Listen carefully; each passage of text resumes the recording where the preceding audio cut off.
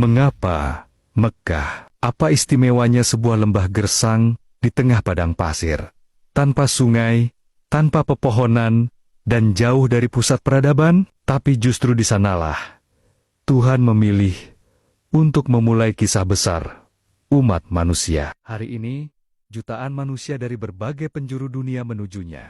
Tapi sebelum semua itu, Mekkah bukanlah apa-apa, hanya lembah sepi yang tak dikenal siapapun. Namun, sejarah besar bermula dari tempat yang tampaknya tak penting, seperti sebuah panggung kosong, menanti lakon ilahi. Asal-usul Mekkah bermula dari sebuah perjalanan panjang, yang tidak digerakkan oleh ambisi dunia, tapi oleh perintah langit. Nabi Ibrahim, sang kekasih Allah, diperintahkan untuk meninggalkan istri keduanya, Hajar, dan anaknya yang masih bayi, Ismail, di sebuah lembah tanpa air dan tanpa penghuni. Bayangkan, seorang ibu ditinggal sendirian dengan bayi di tengah gurun panas. Tidak ada penjelasan logis untuk keputusan itu kecuali bahwa ini adalah bagian dari rencana besar Allah. Hajar tidak melawan. Ia hanya bertanya, apakah ini perintah Allah? Ketika dijawab iya, ia pun tenang. Hari-hari berlalu, Ismail kehausan. Hajar berlari-lari antara dua bukit Safa dan Marwah mencari air. 7 kali ia ulangi perjalanan itu. Hingga pada titik akhir keputusasaan, Allah mengirimkan mukjizat. Dari bawah kaki kecil Ismail, menyemburlah air yang tak pernah kering. Zam-zam. Air itu bukan sekadar pelepas dahaga. Ia adalah tanda bahwa lembah ini, yang sebelumnya mati, kini akan menjadi hidup. Dan bukan hanya hidup secara jasmani, tapi secara spiritual. Sebab, dari anak kecil itu, akan lahir generasi para nabi. Dan dari lembah itu, akan terpancar cahaya yang menerangi dunia.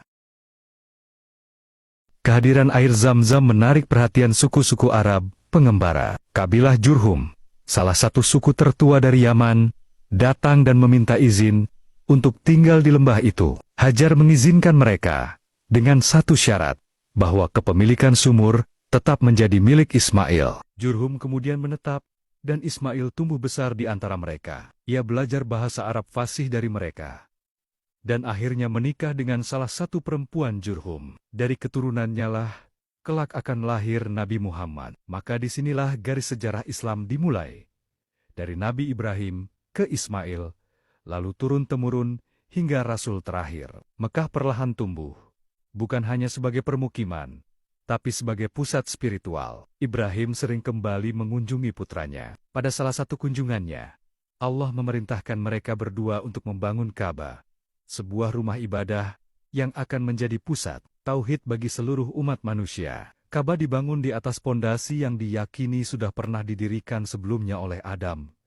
Namun kali ini, ia ditegakkan kembali dengan niat yang lebih besar untuk menjadi arah ibadah, kiblat bagi umat yang mengesahkan Allah. Ketika bangunan itu selesai, Ibrahim berdoa, "Ya Rob kami, jadikanlah negeri ini negeri yang aman, dan berilah rezeki dari buah-buahan kepada penduduknya, dan utuslah kepada mereka seorang rasul dari kalangan mereka, yang akan membacakan ayat-ayat-Mu." Doa itu terkabul, tapi bukan seketika. Ratusan tahun akan berlalu sebelum seorang rasul benar-benar diutus di kota ini. Dan selama itu pula, Mekkah mengalami pasang surut antara kesucian dan penyimpangan. Seiring waktu, Mekkah menjadi lebih ramai. Ka'bah mulai dikenal sebagai tempat ibadah oleh berbagai kabilah Arab.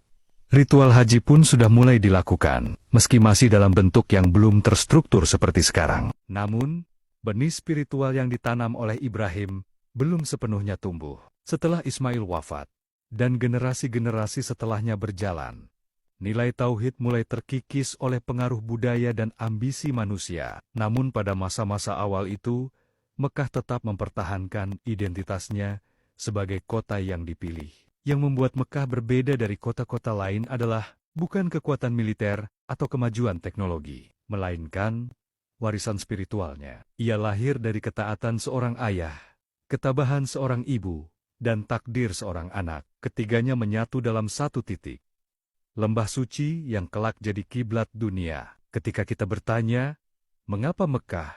Jawabannya bukan karena ia hebat, kaya, atau strategis. Tapi karena ia disucikan, karena ia dipilih, karena ia adalah tempat awal mula perjanjian antara langit dan bumi ditegakkan kembali, dan kisahnya belum selesai. Disinilah awal mula segalanya, dan dari sinilah wahyu terakhir akan turun.